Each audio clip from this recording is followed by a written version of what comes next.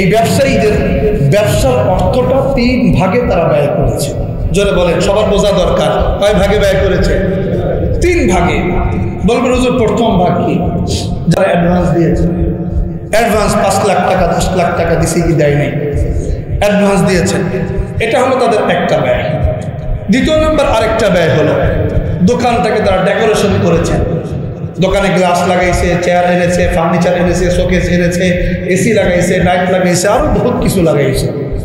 এই যে ফার্নিচারের পিছনে একটা ব্যয় হয়েছে, বলেন এটা কত নম্বর ব্যয়? এটা দ্বিতীয় নম্বর ব্যয়। তৃতীয় নম্বর আরেকটা ব্যয় আছে, সেটা হলো দোকানের ভিতরে পণ্য তারা উঠিয়েছে, এটা হলো তৃতীয় নম্বর একটা ব্যয়। এখন আপনাদের জানার বিষয় হলো যে আমার যাকাত হবে কি হবে। তো স্মরণ রাখবেন, এখানে ব্যয়ের 3টা অপশন বললাম, কিন্তু মাঝখানের যে একটা অপশন বলেছি, ফার্নিচার কিনেছেন, এসি লাগাইছেন, লাইট লাগাইছেন, কত কিছু লাগাইছেন, ফ্যান লাগাইছেন ইত্যাদি ইত্যাদি। এই মাঝখানের যে অপশনটা আছে দোকানকে ডেকোরেশন করবার জন্য, প্রস্তুত করবার জন্য যেই ব্যয়টা করেছেন, এই ব্যয়ের উপরে কোনো যাকাত আসবে? বুঝাইতে পারলাম? তাহলে যাকাত আসবে কিসের উপরে? প্রথম আর দ্বিতীয়, মানে হলো দোকানে যে অ্যাডভান্স দিয়েছে ওই অ্যাডভান্সের টাকা, আর দ্বিতীয় নম্বর হলো দোকানে যে পণ্য আছে ওই পণ্যের বিক্রির দাম নয়, বিক্রেতাদের জন্য তাদের ক্রয়ের দাম। কিসের দাম বলে? ক্রয়ের দাম। তারা যেই দামে পণ্যগুলো ক্রয় করে এই শোরুমে সাজিয়েছে, ঠিক ওই দামটা। এখন সাথে ক্যাশ খুলবেন, ক্যাশে কত আছে, ব্যাংকে তালাশ করবেন, ব্যাংকে কত আছে, পকেটে তালাশ করবেন, পকেটে কত আছে, আর বাকিতে কত আছে, এগুলো সব পণ্যের ভিতরেই হিসাব করে এরপরে যা আসবে এগুলো সব 40 ভাগের 1 ভাগ দান করে দিতে হবে, সদকা করে দিতে হবে গরিবদের মাঝে। আমাদের মানব জাতির, এই জাতির পুরা শরীরেই এখন ক্ষত বিক্ষত, সারা শরীরে ঘা, মলম লাগানো কোথায়? মলম লাগানোর মতো এখন মানে লাগাইতে আসলেই অস্থির হয়ে যেতে হয়, কোন জায়গায় ঠিক কোন জায়গায় না।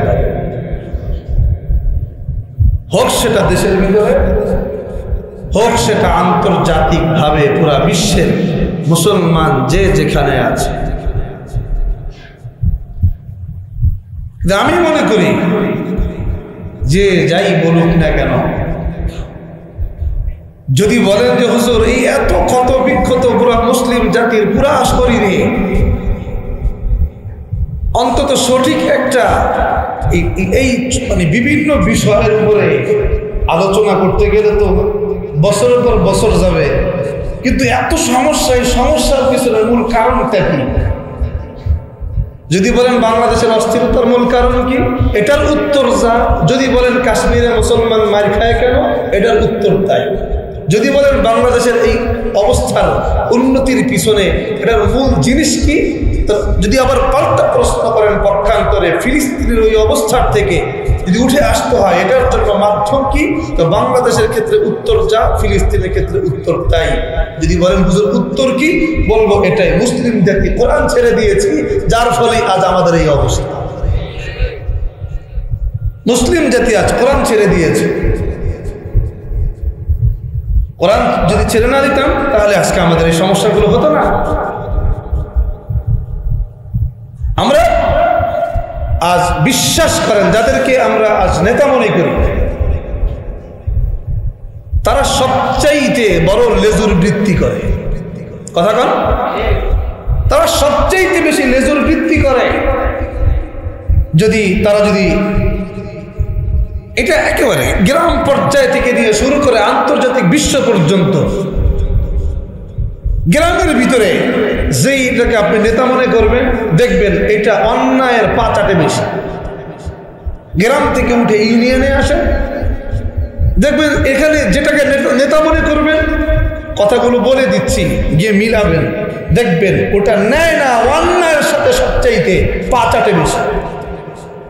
আপনি ইউনিয়ন থেকে উঠে আসেন থানা পর্যায়ে, ওখান থেকে উঠে আসেন জেলা পর্যায়ে, ওখান থেকে উঠে আসেন বিভাগ পর্যায়ে, ওখান থেকে উঠে আসেন বাংলাদেশ ছোট্ট রাষ্ট্র 57,000 বর্গ মাইলের, এই রাষ্ট্রের একেবারে উপরি পর্যায়ে আসেন, দেখবেন যে যত বড় নেতা সে অন্যায়ের পা তত বেশি চায়।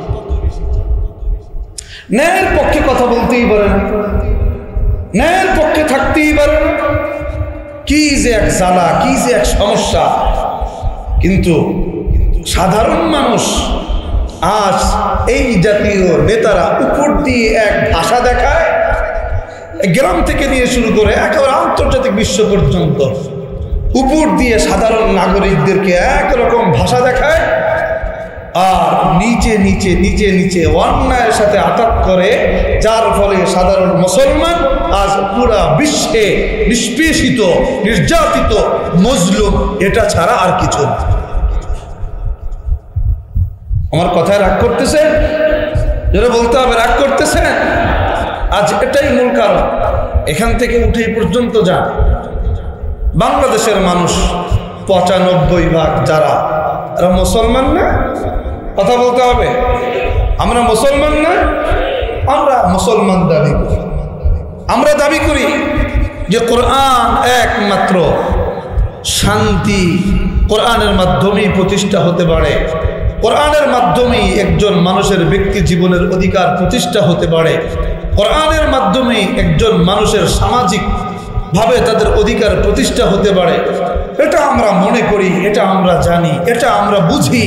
কিন্তু তারপরেও যদি কোনো মুসলমানের মুখে যদি শোনা যায় যে উগ্রতা যদি বৃদ্ধি পায় তাহলে গণতন্ত্রের কবর রচিত হবে, তো এক কথার দ্বারাই বুঝে আসে মুসলমান হয়ে গণতন্ত্রকে জিন্দা করার মানসিকতা যারা রাখে তারা কি কোনোদিনও ওই গণতন্ত্রের শিকল থেকে বের হয়ে মুসলিম জাতির মুক্তির আশা করতে পারে কোনোদিন?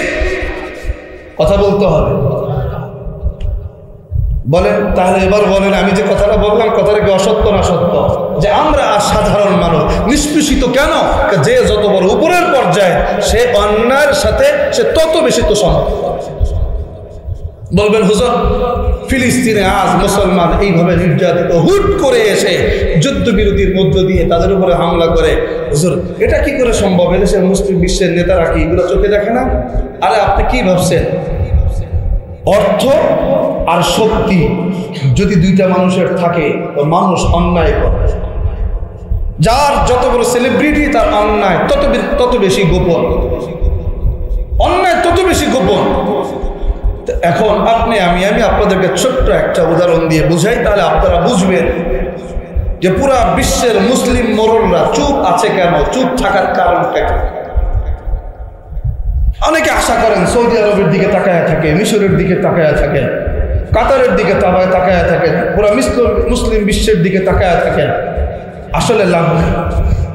এই জন্য লাভ নেই যতদিন না পর্যন্ত সমাজতন্ত্র বলেন, রাজতন্ত্র বলেন, গণতন্ত্র বলেন, এগুলো যতদিন না পর্যন্ত উঠে বন্ধ না হয়ে, যতদিন না পর্যন্ত ইসলামী হুকুমতের মানসিকতা মুসলিম নেতাদের ভিতরে না আসবে। এরা দেখতে জুব্বা পরে, মাথায় পাগড়ি পরে, এরা মুসলিম নেতা নয়। যদি রাষ্ট্রে রাজতন্ত্র থাকে ওটা রাজতন্ত্রের নেতা, রাষ্ট্রে যদি গণতন্ত্র থাকে ওটা গণতন্ত্রের নেতা, রাষ্ট্রে যদি সমাজতন্ত্র থাকে ওটা সমাজতন্ত্রের নেতা।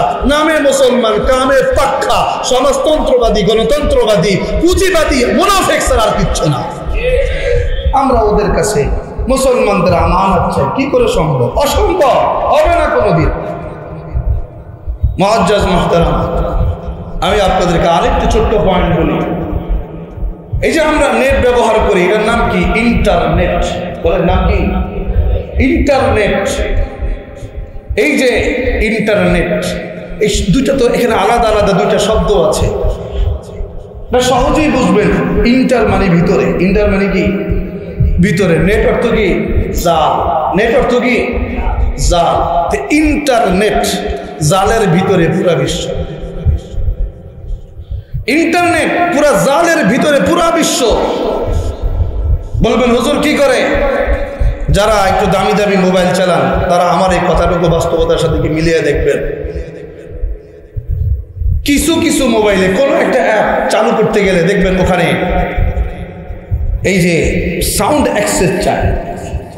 মানে আপনি মোবাইল বন্ধ, ঠিক আছে, আপনি কথা বলতেছেন, কিন্তু ওই বন্ধ মোবাইল থাকা অবস্থায় আপনি যে কথা বলছেন আপনার সাউন্ড, ওই সাউন্ড থেকে ওই সাউন্ডের মাধ্যমে আপনার কথাগুলো তাদের জায়গা মতো পাস হয়ে যাচ্ছে। এখন আপনি আমি ছোট মানুষ, তাই এটার গুরুত্ব বুঝে আসে না, কিন্তু যে যত বড় উচ্চ পর্যায়ে তারে দরকার। এই জন্য কি ভাবছেন সৌদি আরবের যিনি বাদশাহ, তার তো আর নিজের মোবাইল কোম্পানি নেই, তার তো আর নেট কোম্পানি নেই, তার তো কেন কইছে, সে তো বাহিরেরটা চালায়। কাদেরটা চালায়? খ্রিস্টানরা যেগুলো বানাইছে ওগুলোই তো তারা চালায়। এখন পুরা মিডল ইস্টের ভিতরে সৌদি আরবের মতো একটা গুরুত্বপূর্ণ রাষ্ট্র, ওইটার যে নেতা মোহাম্মদ বিন সালমান, তারে তো দরকার ইসরায়েল। কি মনে হয় দরকার কি দরকার না? দরকার। সে মোবাইল চালাচ্ছে, আপনি কি ভাবছেন এটা কোনো না কোনো কোম্পানির মোবাইল, এবং সেটা সবচেয়ে হয়তো দামি দামি কোনো না কোনো মোবাইল কোম্পানির মোবাইল। তো ওই মোবাইলের যে সাউন্ডটা আছে, সাউন্ড থেকে সে মোবাইল যদিও দেখতেছেন আপনি বন্ধ মোবাইলটা, কিন্তু মোবাইলটা বন্ধ না, এই মোবাইলটা যে এই কোনো তথ্য সে অনায়াসে পাস করতেছে। এখন বলবেন হুজুর আপনার কথার কতটুকু সত্যতা আছে? একটা উদাহরণ দিই আপনাদের। এই কথাগুলো বলছি আপনাদের শুধুমাত্র ওই যে আস্থা রাখেন, আশা রাখেন না যে অমুকে এইটা করবে সেটা করবে, এই আশাবাদ দিয়ে দেন। এটা বোঝানোর জন্য এই কথাগুলো বলছি। এরপরে বুঝেন, তাহলে আমাদের সামনে যদি এই নেতারা থাকে, তাহলে শুধু আজকে বাংলাদেশ না, ফিলিস্তিন না, কাশ্মীর না, আগামীতে বাংলাদেশও ধোলান খাওয়ার সময় আসতেছে। আমার এই কথাটুকু আপনাদের কাছে কিরকম লাগবে জানি না, কিন্তু এটাই বাস্তব সত্য। যেমন একটা উদাহরণ, ইলন মাস্ক একটা অ্যাপ তৈরি করেছে, যেটা নাম হলো গ্রোথ 3। এই গ্রোথ 3টা যদি নাম লিখে সার্চ দেন, তো নাম লিখে সার্চ দিলে ও যে ব্যক্তি সম্পর্কে দিবেন ওই ব্যক্তি সম্পর্কে সব তথ্যগুলো বলে দিবে, সব তথ্য বলে দিবে। তথ্যগুলো বলে দিবে, মনে হচ্ছে যেন ওই পাশ থেকে কেউ না কেউ কোনো কথা বলছে। এখন হঠাৎ করে আমি আমার একজনকে বললাম, পাশ থেকে যাচ্ছে কাজ করতে হলে গ্রুপ 3তে আমার নাম লেখো, লিখে জিজ্ঞাসা কর মুফতি জুবায়ের হাসান কাসেমি এ সম্পর্কে জিজ্ঞাসা করতে কি বলে। তো মুফতি জুবায়ের হাসান কাসেমি সম্পর্কে গ্রুপ 3 কিছুই বলতে পারে না। আচ্ছা কেন বলতে পারে নাই? তা আমাকে জিজ্ঞাসা করলো, হুজুর কেন বলতে পারলো না? আমাকে একটা বিষয় শোন, এই গ্রুপ 3টা যে মালিক ইলন মাস্ক, সে হলো টুইটার কিনছে। টুইটার যারা চালাবে, ওই টুইটারের ভিতরে, টুইটার চালানোর কারণে ওই টুইটারের ভিতরে অটোমেটিকলি অজান্তি তোমার তথ্য চলে যাবে। যখন ওই তথ্য যখন তাদের সার্ভারে থাকবে, ওখান থেকে গ্রুপ 3কে জিজ্ঞেস করলে গ্রুপ 3 সব তথ্য তোমার সম্পর্কে বলে।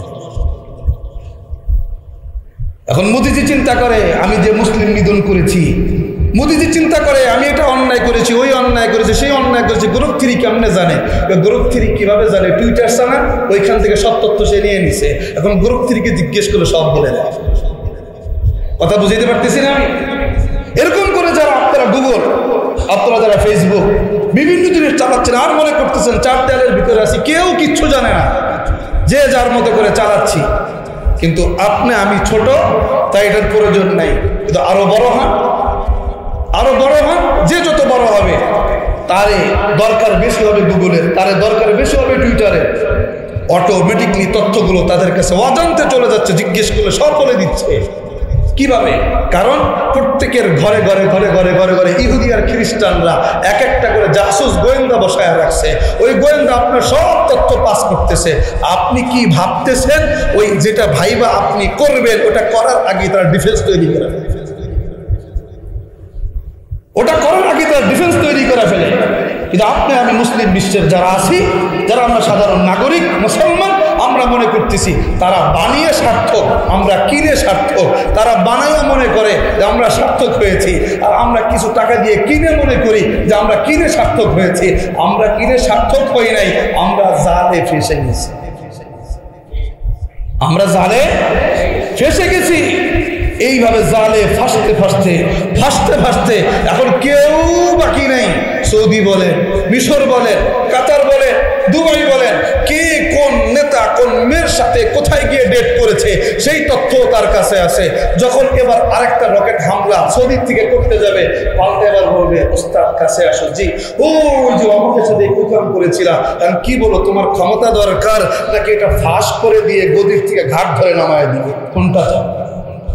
তখন বলে কোনো টেনশন নাই, একটাও রকেট বোমা যাবে না, বরং উল্টা আপনাদেরকে সহযোগিতা করব। কোন ভাবে করতে পারেন? সাগরের নিচ দিয়ে কোন কিভাবে করতে পারেন? সবভাবে আপনাদেরকে সহযোগিতা করব।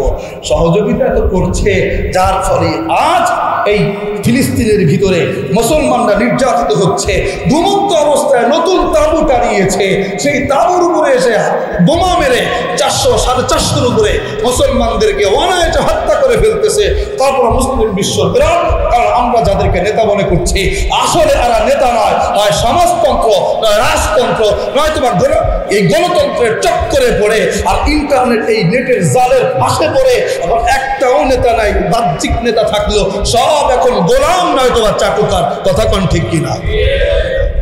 আজ এই অবস্থা, আল্লাহ তুমি আমাদের সকলকে প্রকৃত এই অবস্থার থেকে বের হয়ে পুরা দেশ ও জাতি, পুরা বিশ্বের মুসলিম জাতিকে আল্লাহ তুমি একক নেতৃত্ব দেওয়ার মতো একজন উত্তরসূরি যোগ্য নেতা আল্লাহ তুমি আমাদের মাঝে পাঠাইয়া দাও।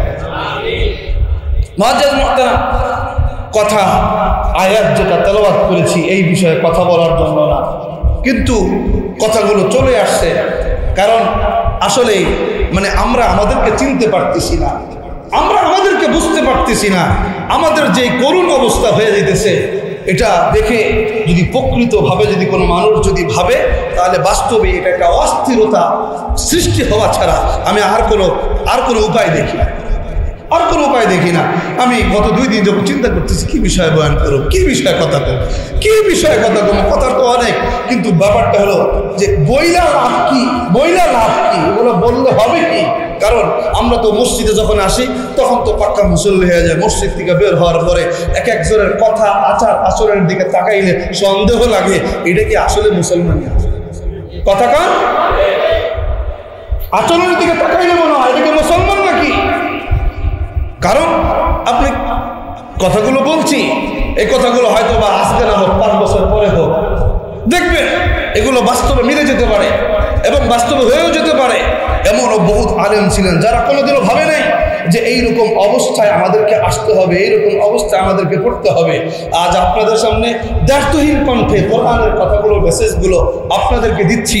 এই অবস্থার থেকে উঠে আসার জন্য মুসলমানদের করণীয় কি, এটার জন্য মেসেজ আপনাদেরকে বাতলাই দিচ্ছি। দেখবেন একটা সময় আসবে এই মুসলমানদের থেকেই কেউ না কেউ আমার জঙ্গি নাম দিয়ে ফাঁসায়। কথা বলেন, কি মনে হয় ভুল কিছু বুঝি না? আমাদের মুসলমানদেরকে তো কেউ ভাষায় না, বাইরের খ্রিস্টান, ইহুদি, বৌদ্ধ এরা কেউ ভাষাইতে পারবেও না যতদিন পর্যন্ত মুসলমানরা এক থাকবে। আর মুসলমানের ভিতরে যখন চাটুকারিতা আসবে তখন দেখবেন মুসলমানদের বীরদেরকে ধ্বংস করার জন্য জঙ্গি নাটক মুসলমানরাই সাজায়া তাদের হাতে সোপর্দ করবে। কথা কোন ঠিক কিনা? এটা চরম বাস্তবতা। আচ্ছা, যদি বলে এটাই যদি হয় বাস্তবতা, যেই সকল মুসলমানরা এই কাজগুলো করবে ওরা নামে উত্তরাধিকার সূত্রে মুসলমান, প্রকৃত পক্ষে কেডি মুসলমান? যারা কথা বলতে হবে মুসলমান। এই জন্যই বলি যে এই কথাগুলো না বললেও পারি না, আবার যদি বলি কার না কার গায়ে লাগে। কিন্তু বাস্তব কথা হলো এটাই যে মসজিদে আসে ঠিক, কিন্তু মসজিদ থেকে বের হওয়ার পরে আমি চিন্তা করি আর আমার বিরুদ্ধে বলুক না, সে পরের কথা। কোরআনের বিরুদ্ধে বললে আওয়াজ দিয়ে বলেন কথা যায় কার বিরুদ্ধে? জোরে কথা বলেন, কার বিরুদ্ধে? নেতা কি 2টা চোখ দিছে? কথা বল, নেতা চোখ দিছে? হাত কি নেতা দিছে? জীবনটা কি নেতা দিছে? প্রতি সেকেন্ডে যে অক্সিজেন ব্যবহার করেন এটা নেতা দিছে? যেই রবের এগুলো ভোগ করেন, একটা বারও চিন্তা করেন আপনার এই কথা রবের পক্ষে না বিপক্ষে? একটা বারও কি চিন্তা করেন এটা কি রবের পক্ষে না বিপক্ষে? একটা বারও চিন্তা করি না, একটা বারও ভাবি না, একটা বারও কল্পনা করি না। মনে করি হলো এই যে কোরআন ওয়ালাদেরকে দমানোর জন্য যা ইচ্ছা তাই বলবো। আরে কোরআন ওয়ালারা তো নিজের তরফ থেকে কথা বলে না, কোরআনে যা আছে তাই বলে। ওই কোরআনের বিরুদ্ধে কথা যদি আপনি নিতে যান আর বলতে যান আর চলতে যান, তাহলে আমি বলবো এটা আমাদের বিরুদ্ধে নয়, কথা অটোমেটিক জোরে বলেন তার বিরুদ্ধে, আল্লাহর বিরুদ্ধে চলে যায় কথাগুলো। একটা বারও ভাবে না, একটা বারও চিন্তা করে না। কার জন্য মানুষ এরকম করে? আল্লাহর কাছে প্রার্থনা করি, আল্লাহ তুমি আমাদের সবাইকে হেদায়েত দান করো, সবাইকে সহি বুঝ দান করো। মুআজ্জাজ মুহতারাম, আমি আয়াতের ভিতরে তেলাওয়াত করেছিলাম। আল্লাহ রাব্বুল আলামিন এই আয়াতের ভিতরে স্পষ্ট করে বলেন, ইন্নাল ইনসানা খুলিকা হালুআ, মানুষের স্বভাব, মানুষ অস্থির হয়ে যাবে। ওয়াইদা মাসসাহু শাররু জাযুআ, মানুষকে যখন কোনো অকল্যাণ স্পর্শ করবে, তখন মানুষ অকল্যাণ বা কোনো সমস্যা, কোনো বিপদ যখন আসবে, তখন মানুষ অস্থির হয়ে যাবে। ওয়াইদা মাসসাহুল খায়রু মানুআ, আর যখন কোনো কল্যাণ, মানুষ যখন কোনো ভালো কিছু অর্জন করবে, তখন মানুষের স্বভাব সে একাই খাবে, সে কাউকে দিবে না। কথা বল কিছু কইছি কি? কি মনে হয় যে আপনি আমি গিয়ে এরকম যে আমার কাছে আসেন ভাই, আমার কাছে 5 লাখ টাকা আসছে, আমার তো 5 লাখ টাকা সব লাগবে না, নেন আমি 1 লাখ রাখি আর 4 লাখ আপনারা 4 জনে ভাগ করে রাখেন। কি এরকম? যদি এরকমই হইতো তাহলে তো দেশে মারামারি অরাজকতা থাকতোই না। বরং মানুষের স্বভাব হলো এই, মানুষের স্বভাব হলো এই যে মানুষ যখন কোনো কিছু পায়, সে পুরো পারুক খাইতে আর না পারুক সবই তার লাগবে, সে কাউকে দিবে না। এটাই মানুষের স্বভাব। এই যে বড়রা বলছেন, আল্লাহ রাসূলের বাণী, আদ-দুনিয়া জিফাতুন। এই যে কথাটা কেন, কথাটা কি কারণ? ফাতালিবুহা আল-কিলাম, এই দুনিয়ার যে সম্পদ, এই দুনিয়ার সম্পদ এগুলো একটা মৃত প্রাণীর মতো। জোরে বলেন কিসের মতো? আর এটা তালাশ করে কারা? কুকুর। জোরে বলেন তালাশ করে কারা? কুকুর। আচ্ছা একটা কথা কই, মরা গরু কি খালি একমাত্র কুকুরই খায় না শকুনেও খায়? জোরে কথা কয়, কুকুরই খায় না শকুনেও খায়? কিন্তু এই কথা আসলো না কেন যে এটা তালাশ করে শকুনেও? ওই কথা না বলে কুকুরের কথা এই জন্য আসছে। কে কি দিয়ে ভাবেন আমি জানি না, কিন্তু এইটার বাস্তবতা হলো এরকম। দেখবেন একটা জিনিস, রাস্তায় কুকুর যদি তার খাবার পায়, তার কাছে এত পরিমাণ খাবার আছে, ওটা কুকুর একা খেয়ে শেষ করতে পারবে না। কিন্তু ওই কুকুরের পাশে যদি আর 2টা কুকুর আসে খাওয়ার জন্য, দেখবেন যে কুকুর আগে আসছে ওই কুকুরের সবার বাকিগুলোরে ঘেউ ঘেউ করে ধাওয়ায় দেয়। কি কথা কন? ঘেউ ঘেউ করে ধাওয়ায় দেওয়া। আমি খাইতে পারি আর না পারি, কিন্তু পুরোটাই আমার লাগবে করে দিই। এই কুকুরের সাথে তাসবিহ দিছে মানুষের স্বভাবটা। মানুষের স্বভাবটা এরকম যে বাস্তব, যে যখন সে কোনো কল্যাণ পায়, যখন সে ভালো কিছু পায়, তখন সে জানে আমি পুরোটা খাইতে পারবো না, পুরো খাওয়া আমার পক্ষে সম্ভব না, কিন্তু তারপরে পুরোটাই তার লাগবে। যে নিতে আসবে তার সাথে মারামারি, হাঙ্গা দাঙ্গামা, যা কিছু করা দরকার সব কিছু করতে রাজি। প্রয়োজনে যদি বাপের সাথে সম্পর্ক নষ্ট করতে হয় এটাও করতে রাজি, যদি প্রয়োজনে ভাইয়ের সাথে সম্পর্ক নষ্ট করতে হয় এটাও রাজি। তো তারপর আমার দুনিয়ার সম্পদ লাগবে, কিন্তু সে নিজেও জানে এই সম্পদ নিয়ে সে বেশি দিন থাকতেও পারবে না, খেতেও পারবে না, এগুলো নিয়ে সে কবরেও যেতে পারবে। কিন্তু এটার সাথে তার সম্পর্ক কিসের? ওই যে কুকুরের মতো। কুকুর যেমন, বাস্তব কথা, কুকুর যেমন পুরো সব খেতে পারবে না, কিন্তু আরেকটা কুকুর ভাগ বসাইলে কেউ কেউ করে।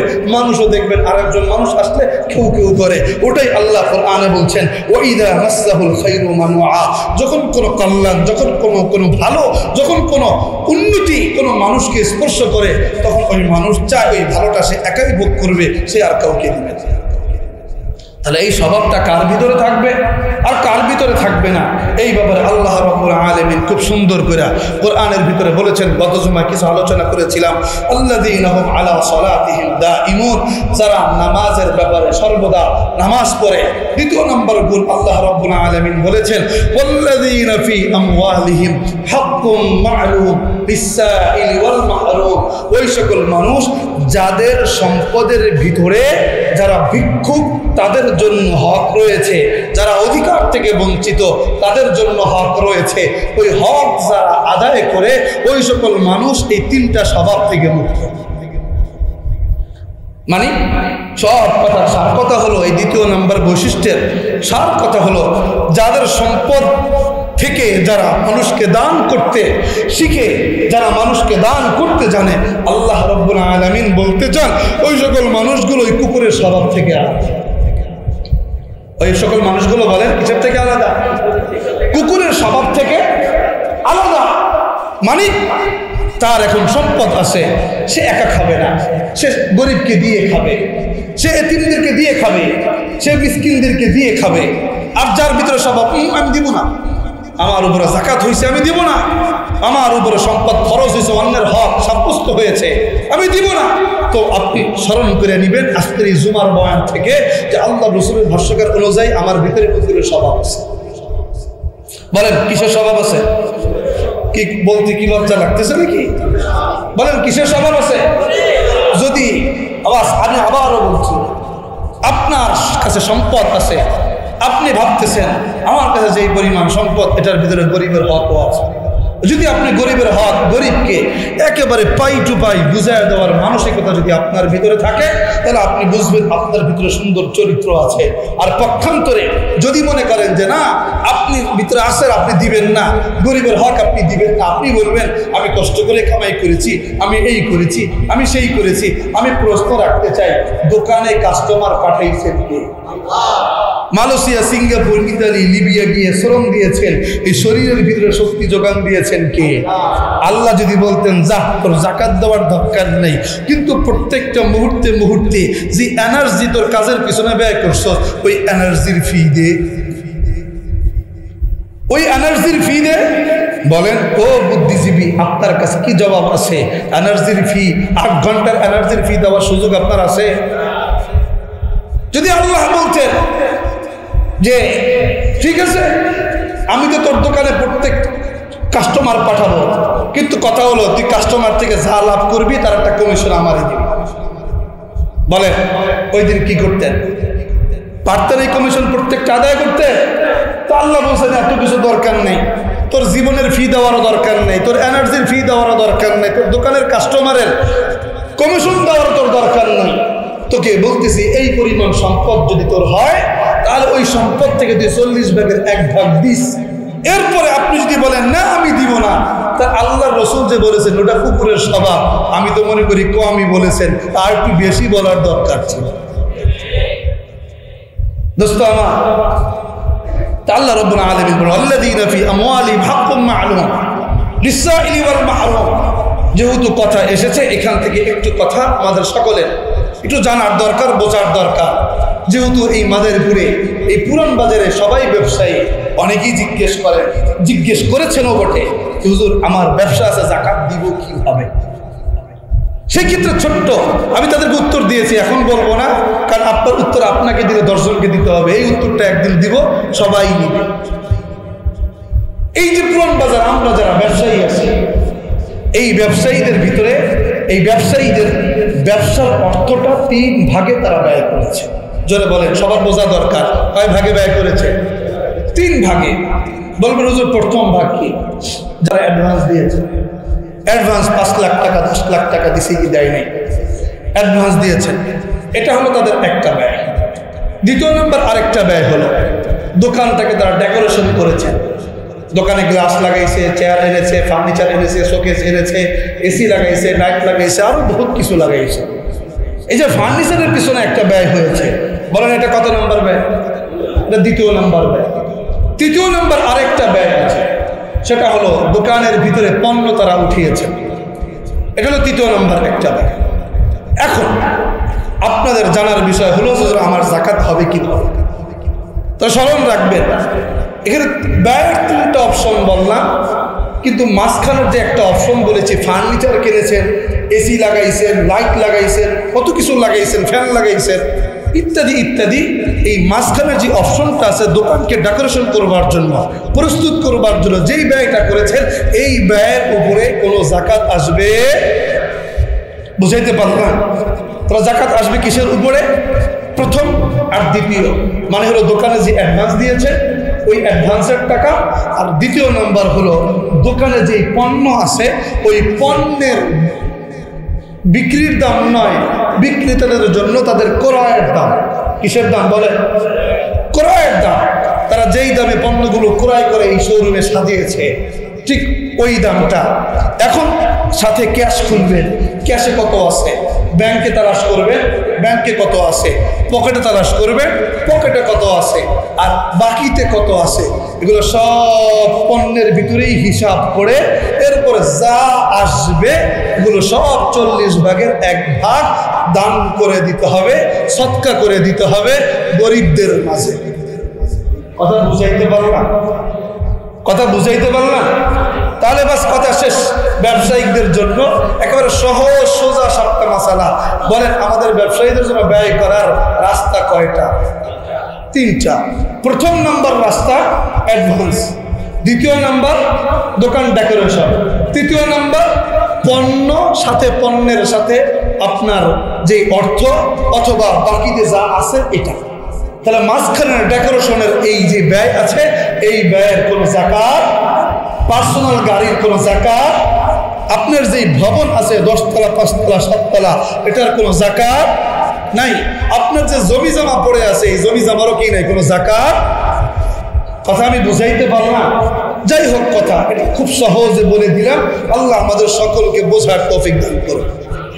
দোস্ত আমার, একটা জিনিস বলি এই ক্ষেত্রে, যে আল্লাহ রাব্বুল আলামিন আপনাকে আমাকে সম্পদ দিয়েছেন, আপনার আমার সম্পদের ভিতরে যারা ভিক্ষুক তাদের জন্য, যারা বঞ্চিত তাদের জন্য যে হক আল্লাহ ধার্য করেছেন, যে হক আল্লাহ ধার্য করেছেন, এই হক ধার্য করে আপনার উপরে আল্লাহ জুলুম করেন নাই, বরং এই হক ধার্য করে আল্লাহ রাব্বুল আলামিন আপনাকে সম্মানিত করেছেন। কথা বলেন, আল্লাহ কি করেছেন? সম্মানিত করেছেন। বলবেন হুজুর কিভাবে, কি করে, কিভাবে সম্মানিত করেছেন? ছোট্ট করে 1 মিনিটে গল্প একদিন আপনাদেরকে বলেছিলাম। এক সমাজতন্ত্রের বাচ্চা সে বলতেছিল যে আল্লাহ পাকের এই সিস্টেম আমার কাছে ভালো লাগে না, যে কেউ ধনী থাকবে কেউ গরিব থাকবে, এটা কি করে হয়? কেউ ভালো খাবে কেউ খারাপ খাবে, এটা আমার কাছে ভালো লাগে না। আমি চাই আমি এই দেশের প্রধানমন্ত্রী, আমি যে আমার দেশের হাজার হাজার লক্ষ লক্ষ কোটি কোটি নাগরিক এরা সবাই এক তালে, যদি সকালে এক ঘরে গরুর গোস্ত আর রুটি চলে তো সব ঘরে গরুর গোস্ত আর রুটি চলবে, যদি দুপুরবেলা যদি এক ঘরে বিরিয়ানি চলে সব ঘরে বিরিয়ানি চলবে। অর্থাৎ তিনি চাচ্ছেন সবার খাবারের মান এক করতে। আচ্ছা জানতে চাই এই রিজিকের তারতম্য করেন কে? রিজিকের ভিতরে শ্রেষ্ঠত্ব দেওয়ার এই স্তর ভাগ করেন কে? দোস্ত আমার, পক্ষান্তরে সমাজতন্ত্রের ওই বাচ্চা তো চিন্তা করলেন না, এরকম না, আমার কাছে এই সিস্টেম ভালো লাগে না, আমাকে একটু সবাইকে নিয়ে সমান তালে আমি থাকতে চাই। কি করলেন? সবাইকে অ্যাকাউন্ট খুলতে বললেন, অ্যাকাউন্ট খুললো। অ্যাকাউন্ট খুলবার পরে প্রত্যেকের অ্যাকাউন্টে টাকা পাঠাইয়া দিল 20 লাখ করে। সকালবেলা তাকায় দেখলো হাই হাই আমার অ্যাকাউন্টে 20 লাখ। এখন মুচি চিন্তা করে জীবনে অনেকদিন মুচিগিরি করেছি, 20,000 টাকাও ক্যাশ করতে পারি নাই, আজকে তো 20 লাখ টাকা কিসের মুচিগিরি করবো, আজ থেকে আর মুচিগিরি। আমারও চিন্তা করতেছে বহুত বছর কামারগিরি করেছি, পারি নাই 2 লাখ টাকাও ক্যাশ করতে, আজকে আমার 20 লাখ টাকা অ্যাকাউন্টে আসছে, কিসের কামারগিরি। রিক্সাওয়ালারও সেম একই কথা, পানওয়ালারও ঠিক একই কথা, হোটেলওয়ালারও ঠিক একই কথা, রাজমিস্ত্রির একই কথা, সবারই যখন একই কথা। এবার বিরিয়ানি খাওয়ার জন্য সবাই ঘর থেকে বের হয়েছে, রিক্সাওয়ালাও বের হয়েছে, কিন্তু রিক্সা খুঁজে পায় না, রিক্সা খুঁজে পায় না। বাবুর্চি খুঁজতেছে, বাবুর্চি খুঁজে পায় না। বিরিয়ানির দোকানে গেছে, বিরিয়ানি খুঁজে পায় না। কেন? সবাই যখন বিরিয়ানি খেতে বের হয়েছে, বিরিয়ানি বেচতে তো কেউ বের হয় নাই। সবাই তো রিক্সায় চড়তে বের হয়েছে, রিক্সা চালাইতে তো কেউ বের হয় নাই। ও দোস্ত, এখন বাচ্চা চিন্তা করতেছে হায় হায় হায় কি এক সিস্টেম আবিষ্কার চালু করলাম, সবাই তো এখন ভোগ করতেই বের হয়েছে, কেউ তো এখন উদ্যোক্তা হিসাবে বের হয় নাই। এইভাবে যদি চলে তো আমি তো ভাবছিলাম সবার ঘরে গোস্ত আর রুটি চলবে, বিরিয়ানি চলবে। এই সিচুয়েশন চললে কৃষকও বসে থাকবে, রিক্সাওয়ালাও বসে থাকবে, কামারও বসে থাকবে, মিস্ত্রিও বসে থাকবে, বাবুর্চিও বসে থাকবে, আমাদের উজির উজারা যা আছে সব বসে থাকবে। মানে হলো এইভাবে চললে আগামী 3 দিনে আমার দেশের নাগরিক সব না খেয়ে মরে যাবে। কথা কর, বাহ্যিক দেখতে মনে হয় আপনার আমার কাছে আহা ও গরিব, ও গরিব কেন হলো, ও ধনী কেন হলো? আল্লাহ কোরআনে বলেন আল্লাহু ফাদ্দালা বা'দাকুম আলা বা'দিন ফির রিজক, আল্লাহু ফাদ্দালা বা'দাকুম আলা বা'দিন ফির রিজক। আল্লাহ রাব্বুল আলামিন কোরআনের ভিতরে বলেন, আল্লাহ রাব্বুল আলামিন আলামিন তোমাদের কতকের উপরে এই রিজিকের ব্যাপারে শ্রেষ্ঠত্ব দিয়েছেন। আওয়াজ দিয়ে বলেন, রিজিকের ব্যাপারে শ্রেষ্ঠত্ব তারতম্য দিয়েছেন কে? এবার সমাজতন্ত্রের নেতা চিন্তা করলো, আমার এই সিদ্ধান্ত দিয়ে দেশ চলবে না, সব নাগরিক করে লাশ হয়ে যাবে। ভাই, যার অ্যাকাউন্টে 20 লাখ করে পাঠাইছিলাম সবাই জমা দেয়। এবার সবার টাকা নিয়ে নিছে। তাহলে বোঝা গেল রিক্সাওয়ালা যে রিক্সা চালায় এটা ধনীর জন্য নেয়ামত, আবার রিক্সাওয়ালা যে রিক্সা চালায় ওই ধনী আছে বলেই রিক্সাওয়ালা রিক্সা চালায় ফি পায়। রাজমিস্ত্রি আছে দেখেই ওই অট্টলিকাওয়ালা অট্টলিকা বানাইতে পারে, আবার অট্টলিকাওয়ালা আছে দেখেই রাজমিস্ত্রি কাজ করে সে দিনে একটা বেতন পায়। তাহলে বোঝা গেল ধনীর তার গরিবের দরকার, গরিব তার ধনীর দরকার, ধনীর সুইপারের দরকার, সুইপারের ধনীর দরকার, ধনীর রিক্সা দরকার, রিক্সাওয়ালা ধনীর দরকার। সুতরাং সবাই সবার প্রতি মহতাজ, কেউ একক স্বয়ং সম্পূর্ণ নয়। সবাই কি নয়? স্বয়ং সম্পূর্ণ নয়। ও দোস্ত, যদি আমার এই কথা বুঝে থাকেন তাহলে স্মরণ রাখবেন, ভালো করে স্মরণ রাখবেন, আজ থেকে রিক্সাওয়ালাদের সাথে অমানবিক আচরণ করা যাবে। কারণ এটার প্রতি প্রয়োজন আছে না নাই? অমানবিক আচরণ করা যাবে না। স্মরণ রাখবেন দোস্ত, 5 টাকার জন্য অনেকে রিক্সাওয়ালারা থাপ্পড় দেন। নিজে এলাকার একটা হ্যারাম এই ভাবটা দেখান, নিজের এলাকায় আপনি একটা কিছু এই ভাব দেখান, এবারে 5 টাকা দিলে থাবুরটা একটা দেন, আবার আরো আশপাশে 3-4 জনের ডাক দিয়ে খান মামা এই করছে। আর ইদানিং কারণ মেয়েরা তো মাশাআল্লাহ লজ্জা শরম হায়া বলতে কিচ্ছু নাই, মনের বিপরীতে চইলা গেলেই নিজের ধর্ষিতা সাব্যস্ত করতে একটু কাকু তাদের ইজ্জতে লাগে না। কথা ঠিক কিনা? একেবারে মানে কিছু হইলি নিজের মতের বিপরীতে চলে গেলেই নিজের ধর্ষিতা বানায় আলায় আমাকে ধর্ষণ। কারণ আরেকটা টেকনিক বের হয়েছে বর্তমানে, আগে তো ধর্ষণ আর এখন আগে তো ধর্ষণ মামলা, ইদানিংকাল শুরু হয়েছে ধর্ষণ চেষ্টা মামলা। বুঝেন নাই কথা? আগে ছিল কি ধর্ষণ মামলা, আর এখন কি ধর্ষণ। কারণ ডিএনএ টেস্ট করলে, এই টেস্ট করলে, সেই টেস্ট করলে তো ধরা পড়ে যাবে, যদি স্পর্শ করে তাও ধরা পড়ে যাবে যে কি হয়েছিল, আর ধরছিল। এখন কি, এখন ওটা দরকার নাই, কারণ অনেক সময় টেস্টে তো ফেল মারবো, টেস্টে ফেল মারার দরকারটা কি, সিস্টেম বাইর করি আবিষ্কার ধর্ষণ চেষ্টা মামলা। কথা কি বুঝাইতে পারবো না? ও দোস্ত, আজকে এই ধর্ষণ আর ধর্ষণ চেষ্টা মামলা দিয়ে নারীরা তো মাশাআল্লাহ নিজেদের এখন ধর্ষিতা বানায়া তারা তাদের নিজেদের মনের চাহিদা পূরণ করে। এই গত 4 দিন আগের কাহিনী নোয়াখালীর, দেখে তো অবাক, শাশুড়ি শ্বশুর বউরে পরকীয়া করতে বাধা দিছে, স্বামী থেকে পড়বা আসে, এখন কি এবার শ্বশুরের নামে ধর্ষণ চেষ্টা মামলা দিয়ে দিচ্ছে। এবং জনগণ তো হুজুগে বাঙালি গিয়ে তো আচ্ছা মতো উত্তম মাধ্যম শ্বশুরে দিছে, পরে যখন টেস্ট করছে এরপর দেখে প্রকৃত অবস্থা পরকীয়া। আমার কথা হলো, না বুঝে না জেনে যেই কটা কিল দিছিলেন অন্যায়ভাবে, এই কিলগুলো ফেরত নিতে পারবে? কথা বলে ফেরত নিতে পারবে? সূরা ইউসুফের তাফসীরের ধারাবাহিকতার কথা ছিল, রমজানের কারণে করতে পারি নাই। ভালো করে খেয়াল করেন, ইউসুফ আলাইহিস সালাতু ওয়াস সালাম তার চক্রান্তে মেয়ে ফেসেছিল না ওই জুলাইখার চক্রান্তে ইউসুফ ফেসেছিল? এজন্য সাবধান পুরুষ, সাবধান ছলনাময়ী নারীদের ছলনার জন্য আমরা যেন কোনো পুরুষ, কোনো সমাজের কোনো ব্যক্তি যেন কোনো পুরুষের উপর যেন নির্যাতন না করি। আল্লাহ আমাদেরকে বোঝার তৌফিক দান করুন। আর ধর্ষণ চেষ্টা মামলায় সাধারণ মানুষদেরকে হয়রানি চলছে, আসল প্রকৃত ধর্ষকদের বিচার না হয়ে তারা জেলখানায় বড় মেহমানদারি করতেছে। কথা বলেন ঠিক কিনা? কেন? এটাই মূল কারণ, ইসলামে শরিয়া আইন নাই, কোরআনে শরিয়া আইন নাই। আল্লাহ তুমি আমাদের সবাইকে বোঝার তৌফিক দান করো। কথা বললে তো কত কথা কত দিক থেকে চলে আসে। আবার দেখলাম গতকালকে একটা আইন জারি হয়েছে, যদি কেউ বিয়ের প্রলোভন দেখিয়ে ধর্ষণ করে 7 বছরের জেল। আচ্ছা, বিয়ের প্রলোভন দেখানোর পরে কি সেটা ধর্ষণ হতে পারে? কথা কন। আমি তো বলবো বিয়ের প্রলোভন পাওয়ার পরে কোনো মেয়ে যদি নিজেকে বিলিয়ে দেয়, আমি বলবো পুরুষের স্বভাব তো খারাপই, লগে লগে ওই মেয়েটার স্বভাব পতিতা বৃত্তিদের মতো। কথা কন ঠিক না? নচেত নিজেকে বিলিয়ে দেওয়ার কথা, নিজেকে বিলিয়ে দিলি কেন? তুই বিলিয়ে দিলি কেন? তুই বলতি আমাকে কেন প্রলোভন দেখাও, বিয়া করো, বিয়া সহজ, বিবাহ করো। কিন্তু না, বিবাহের প্রলোভন দেখিয়ে ধর্ষণ করেছে।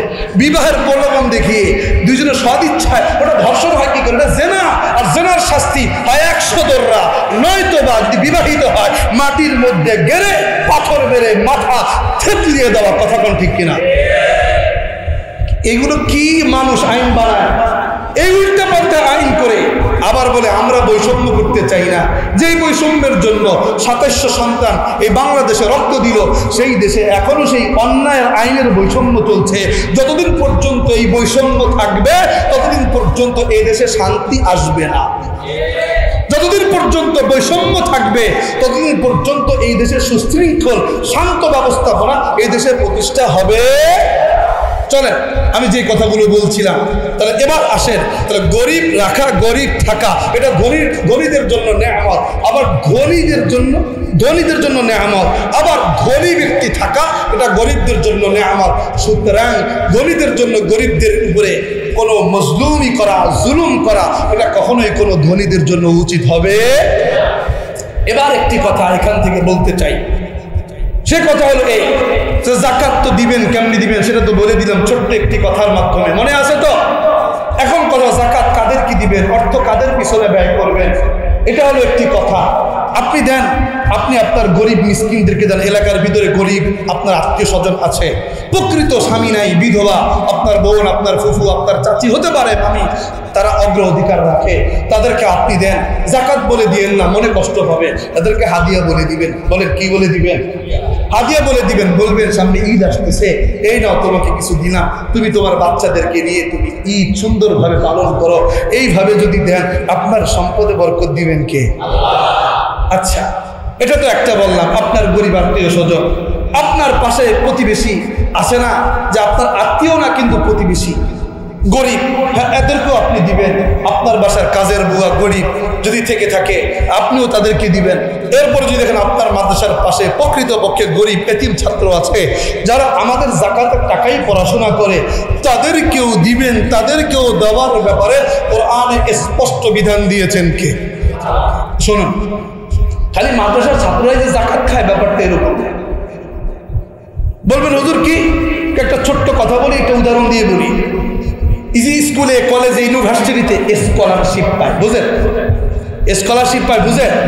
তো কি হুজুর স্কলারশিপ? আমার ছেলের পড়াশোনা সম্পূর্ণ ফ্রি। সম্পূর্ণ কি ফ্রি? খাইতে টাকা লাগে না, শুইতে টাকা লাগে না, থাকতে টাকা লাগে না, কোনো কিছুই লাগে না। আপনার সন্তানের জন্য যেটা স্কলারশিপ, ওটা মাদ্রাসায় আসলে লিল্লাহ। কথা বুঝাইতে পারি? আপনার সন্তানের জন্য যেটা কি স্কলারশিপ, ওটা মাদ্রাসায় আসলে কি হয়? লিল্লাহ বলিমা। এজন্য বাপ মাইনেন না যে মাদ্রাসার পোলাপান খালি যাকাতের টাকা খায়। আরে মাদ্রাসার পোলাপান যেটা খায় যাকাত, ওটা তাদের হক, ওই হক দিয়েছেন আল্লাহ বরাদ্দ করে। আর যারা স্কলারশিপ এই লাভ মেরে যারা খান, এরা কিন্তু আপনার আর আমার এই গরিবের রিক্সাওয়ালার ট্যাক্সের টাকা খায় কিন্তু পড়ালেখা করতেছে। কথা কন? সুতরাং এই আঙ্গুল যেন কখনো যাকাত খায়, এই শব্দ যেন মাদ্রাসার দিকে যেন না আসে। আগে নিজের দিকেও তাকাইবেন। আপনিও এই দেশের জনগণের রিক্সাওয়ালার ট্যাক্সের টাকায় খায়া মাস্টার্স পাস কমপ্লিট করেছেন, বিসিএস করেছেন, এখন যেখানে চাকরি করেন ওইটাও রিক্সাওয়ালার ট্যাক্সের টাকাই আপনি বেতন পান। কথা বুঝাইতে পারতেছি? আমার কথা রাগ করেন না। যে কথা বললাম শর্টকাট। তাহলে যাকাতের একটি অর্থ পরবর্তী প্রজন্মকে আলেম বানানোর জন্য মাদ্রাসায় দেওয়া যাবে কি যাবে না? দিয়ে কইবেন হুজুর আমার এই যাকাতের টাকা নির্দিষ্ট ছাত্রের মালিক বানাবেন, কোনো ফ্যান কিনবেন না, কোনো লাইট কিনবেন না, বিল্ডিং করতে পারবেন না, কারণ আমার এই যাকাতের টাকা একমাত্র ছাত্রের জন্য। ওই ছাত্র খাবে, বাস এই ছাত্রের পিছনের জন্য ব্যয়। কথা বুঝাইতে পারছি? প্রয়োজন যদি আপনার মনে চায় আপনি এই কাজটা করেন যে প্রতি মাসে মাসে ওই ছাত্রের নামে আপনি একটা রসিদ কেটে দিয়ে আসবেন। এইটা আমি রসিদ কেটে দিলাম, এই ছাত্র প্রতি মাসের খরচের দায়ভার যাকাতের অর্থ থেকে আনবেন। তারপর যাকাত আদায় হোক আপনার অর্থ থেকে, পরবর্তী প্রজন্মের কাছে একজন আলেম তৈরি হোক। আল্লাহ তুমি আমাদের সকলকে এটা বোঝার উপরে আমল করার তুমি তৌফিক দান করো। কথা আরেকটু ছিল কিন্তু সময়ের স্বল্পতা আছে, এখনো 2 মিনিট আছে, বলে ফেলাই। আল্লাহ পাক কোরআনে বলে, এই কথাটা তো না বললে নাই, অনেক আলেম ওলামা আছেন, তারা তো এখন আমার উপর চইটা যাবেন। চইটা গিয়ে বলবেন কি হুজুর, চইটা যাবেন, চইটা গিয়ে বলবেন যে হুজুর আজকে এই যে মাসলাটা বলতেছেন, যে মাসলাটা বলতেছেন এই মাসলা তো আমাদের কিতাবের ভিতরে এইভাবে আমরা পড়ি নাই।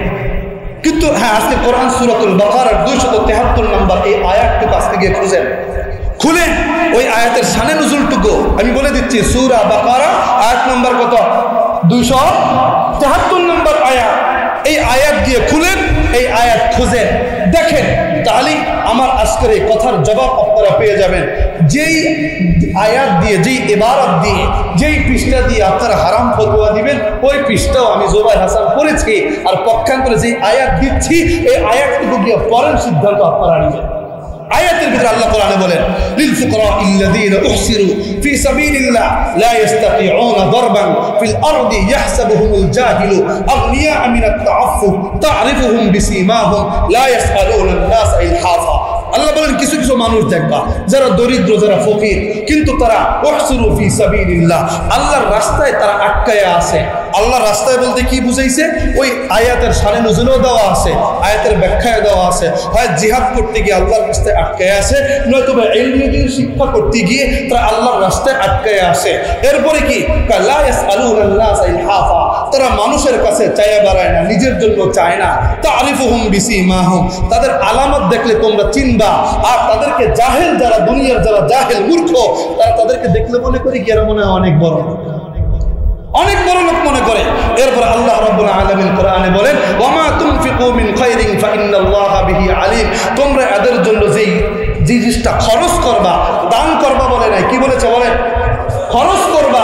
খরচ এটা সন্তানের উপরেও করা যায়, আর দান এটা নির্দিষ্ট কিছু ব্যক্তির উপরে করতে হয়। যেটা তোমরা খরচ করবা ওটা জানেন কে? যারা বলেন এটা জানেন কে? এই আয়াতের শানে নুজুলটা এবার একটু বলি আপনাদেরকে। 450 উপরে সাহাবী যারা আহলে সুফফা, আসহাবে সুফফা যারা ছিলেন, আল্লাহ রসুলের কাছ থেকে হাদিস শুনতেন, ওই হাদিস আমাদের পর্যন্ত পৌঁছেছেন। আল্লাহ রসুল থেকে কোরআন শুনতেন, ওই কোরআন তারা লিপিবদ্ধ করে রেখেছেন। আচ্ছা, তারা যদি আসহাবে সুফফার ওই চত্বর থেকে বের হয়ে অন্য অন্য হাজার হাজার লক্ষ লক্ষ সাহাবীদের মতো যদি তারা যদি ব্যবসা বাণিজ্য করতো, ওই হাদিসগুলো আমাদের কাছে পৌঁছানোর মতো কেউ থাকতো? এই কোরআন সংরক্ষণ করে আমাদের কাছে পৌঁছানোর মতো কেউ থাকতো? আল্লাহ পাক তাদের ব্যাপারে আয়াত নাযিল করে অন্যান্য সাহাবীদেরকে বলে দিচ্ছেন, ও আমার সাহাবায়ে কেরাম, তোমরা ব্যবসা করতেছো, তোমরা বাণিজ্য করতেছো। আর 400 মতো সাহাবী এরা ব্যবসা বাণিজ্য করতেছে না, এরা ইলমি দ্বীন শিক্ষার জন্য মাদ্রাসায় পড়ে রয়েছে, রাসূলের হাদিস গ্রহণ করবার জন্য এরা মাদ্রাসায় পড়ে রয়েছে, কোরআন গ্রহণ করবার জন্য এরা মাদ্রাসায় পড়ে রয়েছে। সাবধান সাবধান, তোমরা যা খরচ করো তাদের পিছনেও খরচ করো। তার কারণ এরা যদি কোরআন ও হাদিসের বহন করার জিম্মেদারি যদি না নিত, তো তোমাদের কাছ পর্যন্ত এই হাদিস পৌঁছানোর মতো লোক থাকতো না। কথা বলে বুঝাইতে পারি না?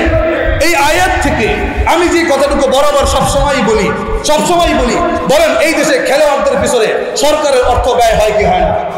যারা কথা বলতে হবে, ব্যয় হয় কি হয় না? আচ্ছা বলেন, একজন খেলোয়াড়ের দাম বেশি না একজন হাফেজ কোরআনের দাম বেশি?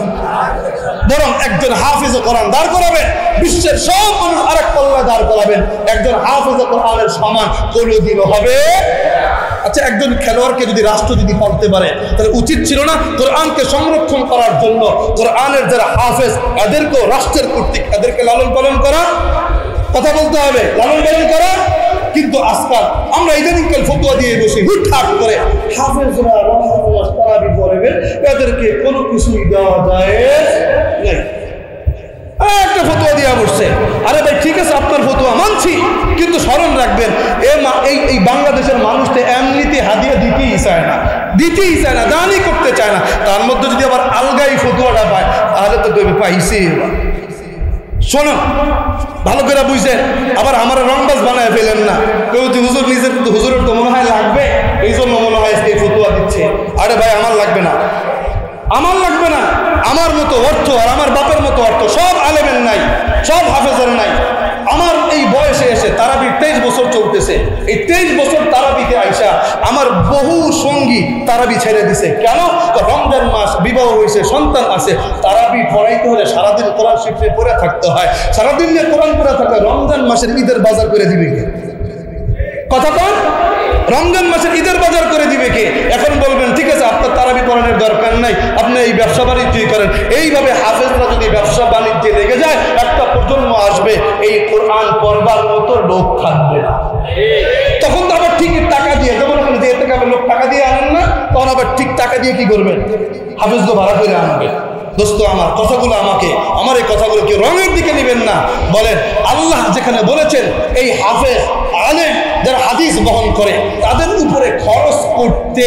সুতরাং তারা যেহেতু হাফেজরা যেহেতু রমজান মাসে দাঁড়ায়া দাঁড়ায়া এই উম্মতের আখিরাতের দায়িত্ব নিতে পারলে তাদের পরিবারের সামান্য দায়িত্ব নেওয়া, এটা কি আমাদের উচিত কি উচিত না? কথা বলেন, উচিত কি উচিত না? এই জন্য বলবো, আশেপাশে যত মসজিদ আছে আপনারা যে যেখান থেকে আসছেন, এই আগামী বৃহস্পতিবার খতম তারাবি হবে, চেষ্টা করবেন যেহেতু রমজান মাসে দাঁড়ায়া দাঁড়ায়া আপনাদেরকে কোরআন শোনাইছে, আপনাদের আখিরাতের চাহিদা পূরণ করছে, আপনারাও চেষ্টা করবেন মসজিদের কালেকশন করা ছাড়াই হাফেজ সাহেবদেরকে গিয়ে মুঠের ভিতরে হাদিয়ে দিয়ে বলবেন, হুজুর যা করছেন একটা মাস আমাদের জন্য, সেই হিসেবে কিছুই আপনারা দিতে পারি নাই, হুজুর এতটুকু দিলাম, এটা হাদিয়া। বলেন করা যাবে কি যাবে না? করা যাবে কি যাবে না? আল্লাহ তুমি আমাদের সকলকে আলেমদেরকে মোহাব্বত, ভালোবাসা এবং তাদের প্রতি শ্রদ্ধাশীল হয়ে আল্লাহ তুমি তাদের সাথে আমাদের হৃদ্যতা, ভ্রাতৃত্বের বন্ধন আল্লাহ তুমি আমাদেরকে তৈরি করে দাও। যা বললাম, যা শুনলাম, আল্লাহ